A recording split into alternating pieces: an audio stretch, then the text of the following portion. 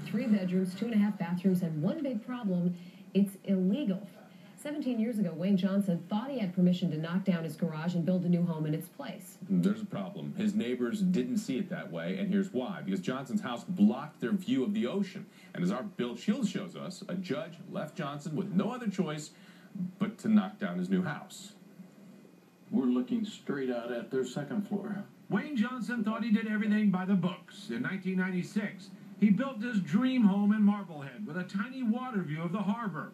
But now he's been ordered to tear down the home. It takes a lot emotionally out of me. In 1992, he acquired the land, then started the long process of getting his house plans approved.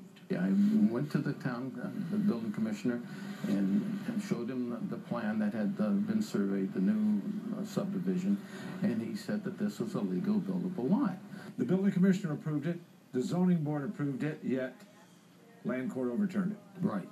I look at it as an honest mistake on the part of the zoning board.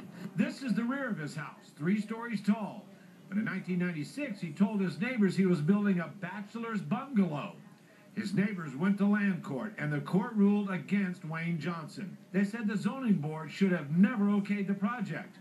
Today, the neighbor's attorney told us the building commissioner never approved the project, and subdividing the property was illegal.